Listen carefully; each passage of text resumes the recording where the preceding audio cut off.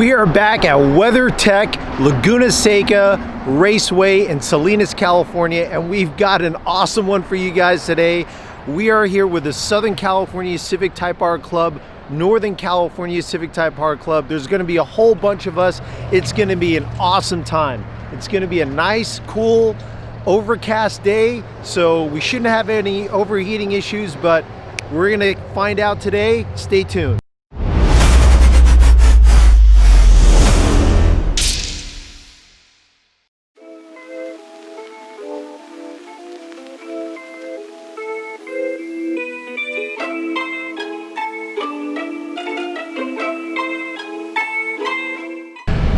All right, so we're in the paddocks, and as usual, I'm one of the first ones through the door.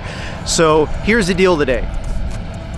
It's 105 decibel day at Laguna Seca, which does not happen very often. There's very few days in the year when they will have 105 decibel day. Normally it's around 91 or 90 decibel maximum because of the surrounding residents who live in the area, who decide to move and build a home right next to a racetrack, and they complain about it. I don't get it, but whatever. It's all good. But that's a big reason why I have my car set up the way I do, so it complies with even the 90 and 91 days. But what that means for everybody else is now you are seeing cars out here you don't normally see, like a bunch of Camaro ZL1Es, GT350s, Cobra ACR Vipers, bunch of Porsches, as always. Cars that are normally very loud on the street, they'll have no problem passing today. So this is a more eventful day at Laguna Seca than normal. So there's a lot of cars here in the paddock, even as early as I am, a lot of trailers, a lot of cars that don't really see street use that are on the racetrack. So we're going to see a lot of super fast cars today, which is exciting. Another thing too is, a little bit of miscommunication, but we got to sort it out. But when I registered for this event, they put me in intermediate, which is not really where I belong at this point. But like anything else, if you just have a good attitude about how you approach things with any type of authority, right? Police, event organizers. I've done this before with Northern California Race Club. They put me in intermediate, and this is Speed Ventures. Nice people, but with everything that's been going on, coronavirus, just madness in the world in general, right? It's been tougher to get back to voicemails and emails. So, the communication has been a little bit slower than it normally would be.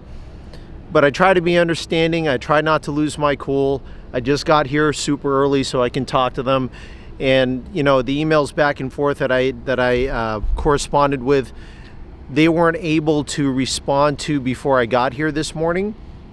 But when I got here, I talked to them, and everything is all good. They're going to move me to advanced open passing, and it's all fine. It's all about attitude, guys. It's all about how you approach things. You can choose to blow up and lose your mind, and then nobody's going to want to deal with you. Or you talk to people like an adult, be kind, and you'll usually get pretty close to what you want. So just a little hint for you guys, if you're starting a track and it's not necessarily the same issue I'm having, just be courteous. Just be nice to people. Treat people the way you want to be treated. Golden rule. It applies to everything. So anyways, we're going to get everything unloaded. People are going to start rolling in here in just a minute. My crew, all types of Civic Type R's, is going to be madness today. So let's get set up.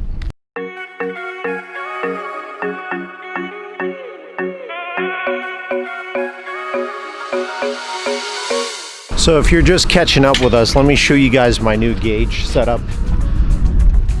Since my last track day. So that is the Rebel VLS gauges. I got water temp here, oil temp there. Just turn this on real quick. There we go. Reason why I got those gauges, just as a recap, is because the Honda gauges on the head unit are completely unreliable. They're operated by Bluetooth, so they have to communicate wirelessly with the Honda Flash Pro module to the head unit, and a lot of times it cuts out, a lot of times it freezes, and when you're on a racetrack, that's like the last thing you want, especially when you got a car like the Civic Type R that has a tendency to overheat. You want to keep an eye on things very carefully. So I got the gauges put in. We should have a reliable source of information now, so we're on track. We can see what's going on. So I've literally never seen so few Miatas at a racetrack before. Of all the times I've been, I've only seen one Miata in this entire paddock, and there's usually a couple dozen of them. There's more McLaren MP5s here today than there are Miatas. It's a crazy day. There are so many fast cars here. It's going to be a lot of fun. I have a feeling I'm actually going to be getting passed up quite a bit by some of these beasts, but it's going to be a lot of fun. Let's head out for the first session.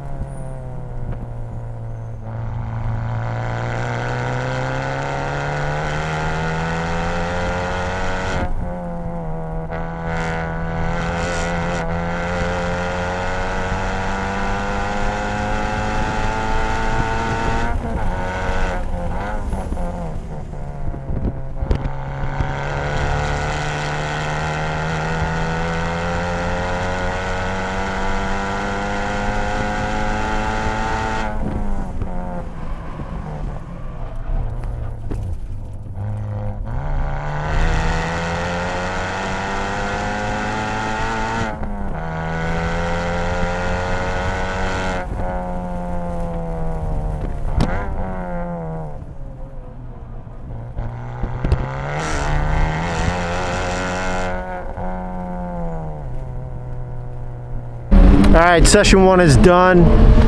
Car feels good. I actually have some interesting news with my gauges. So the water temp stayed pretty good. It's about 70 degrees ambient temperature outside. So I wasn't suspecting I would have any cooling problems. But what's interesting is because now that I have the oil temp gauge, that was showing higher than the coolant level. So my coolant only got to about 220-ish, which is fine. 240s when it starts getting sketchy, but the oil was up around 250, so it's not danger yet, but it's definitely, you know, you'd like to see it lower, like 240, 230 for oil. All right, so maybe we might need to look into another oil cooler. I already have the Greddy on the one side. Maybe we need the other oil cooler on the other side. Not sure, but 141.79 for the first session. It's not the best, but there was a lot of traffic with the cars that are in the grid. I really expect it to be one of the slower cars out there, just because I see every car out there is far more powerful and should be faster than mine, but surprisingly I was still running into a lot of traffic. So that's it for the first session. We're going to take a quick break and we'll head out for the second one.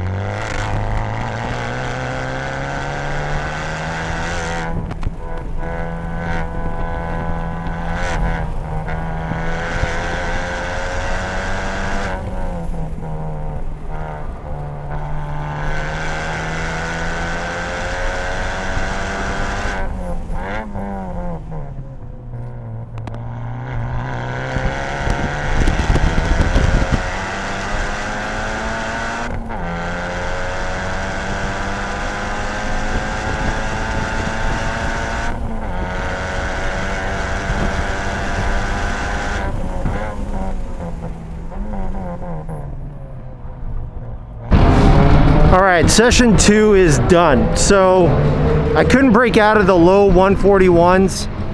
Felt like the car was pulling power, and usually the car only really pulls power if it's starting to get a little hot.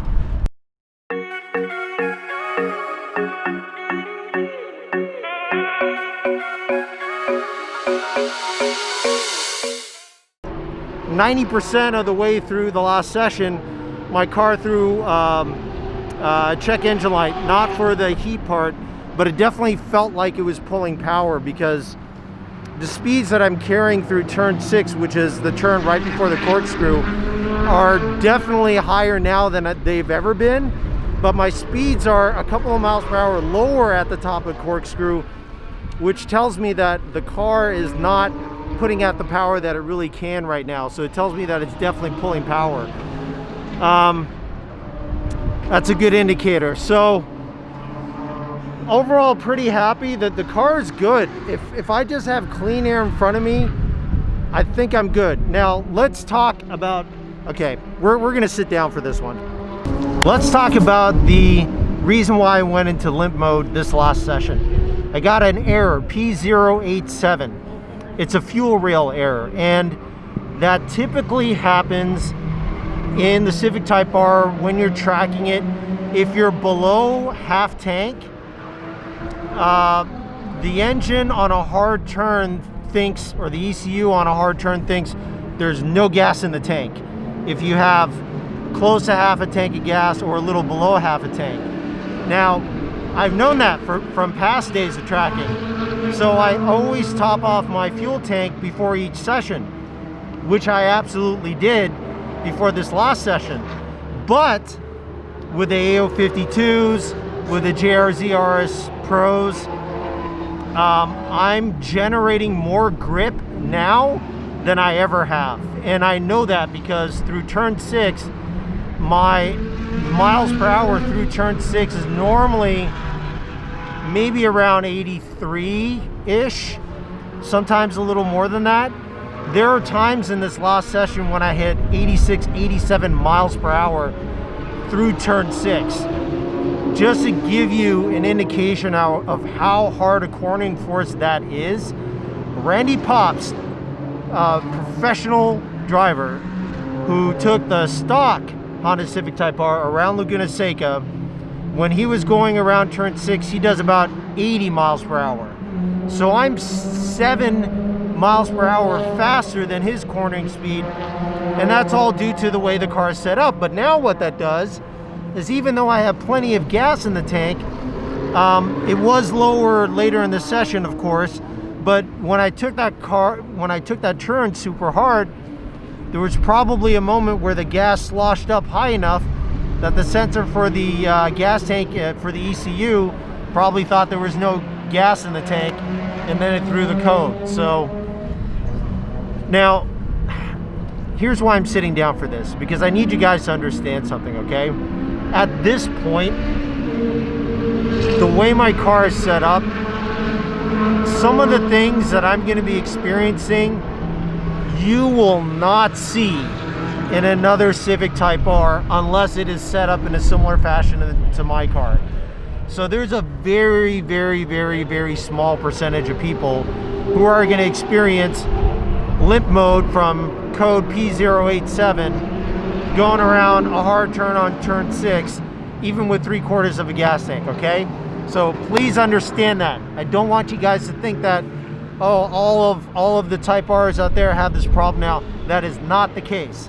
It's only because the car is so well set up handling wise now. Now I've got other problems that have popped up. So anyways, we're gonna break for lunch, and then we're gonna get ready for session 3. Let's go.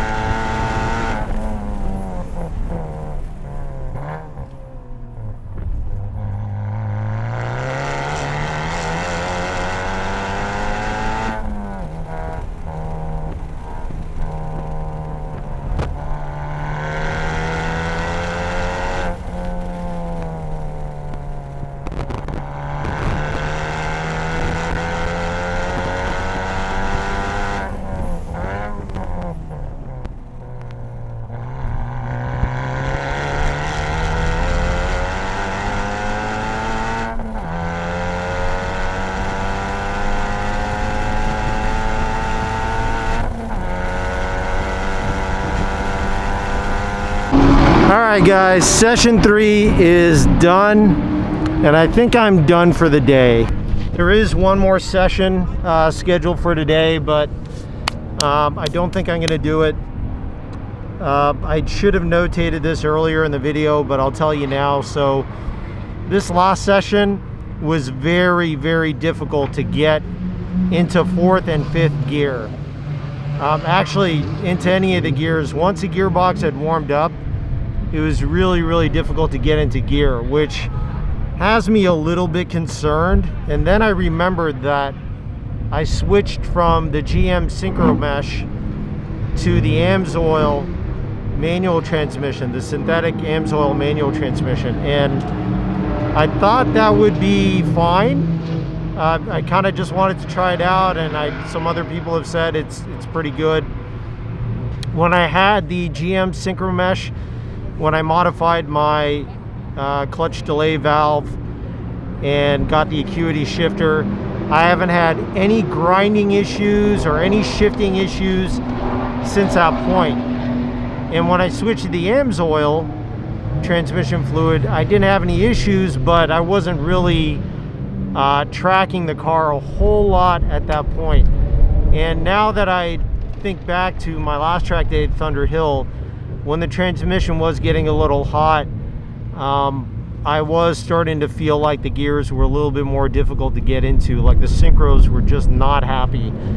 And that's basically what I'm seeing here today. So I don't want to force it. You know, once you get up to you know, just under 400 horsepower or just a little over it, you're putting a lot more stress through the gearbox, and 4th gear is a known weak point in these cars. I mean, that's what happens, right? The further you get into this stuff, the more weaknesses you expose. That's just racing, and that's just race cars. So, but before I even got out of the car to film this little bit in the video here, I went right on Amazon and I ordered more GM synchromesh modified friction, because that stuff has never given me any problems. So I'm hoping it's just the transmission fluid that was kind of messing things up for me, and it's not a bigger problem like my synchro starting to go bad on 4th gear.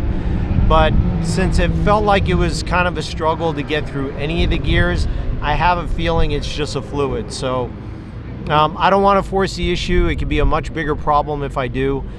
I couldn't do any better than 141.24 today. Various reasons, you know, no excuses. You know, overheating problems, none there today. Okay, no overheating problems, so it's good. Ambient temperatures have been right around 70 degrees all day long, so not really at a temperature where it'd be an issue, but my transmission was the biggest thing giving me a problem today. And there were a couple of laps where I was finding myself just really gingerly changing into gears and not even revving as high up in the rev range before switching gears. And all that does is slow down every little bit in the track for you, and then you end up with a slower track time. So it's defeating the purpose, right? And I just want to make sure that I'm not doing irreparable damage to the transmission. So we're gonna do a full fluid change on the Type R, get everything good again, get GM synchromesh back in there again, and you know, just go from there. So overall, I'm really happy I got time to spend with my friends from Southern California, SoCal CTR guys. If you're watching this, I really appreciate you guys coming out. You know, that's a long drive for you guys, and I know it's a big investment. So thanks, man. It's always cool. It's always cool hanging out with you guys. NorCal CTR, you guys are always out here with me. I appreciate you always. So that's it for today's video, guys. Thank you so much for watching again. We are going to keep pressing on with the Type R. I'm not giving up. I am not giving up. I have to break that 140 mark. I have to get into the sub 140. I'm not giving up, because I know for sure the car is capable of it. We just need to iron out a couple of things. So anyways, Thank you so much. That's it for today's video. Be sure to like, share, subscribe. It really helps get the video and all of my content out to enthusiasts like you. So until next time, thank you for watching. Stay hungry, stay fast, stay tuned. I'm Michael Baxi, and I'm out. Okay, I've been working like 3 jobs. Probably why I never see ya. Probably why I never have time for the fake friends that won't be ya. Oh God, I've been running now. Up early when the sun is out. Not setting out my own soul, but those real ones, they coming out. Oh look who's reaching out. Old friends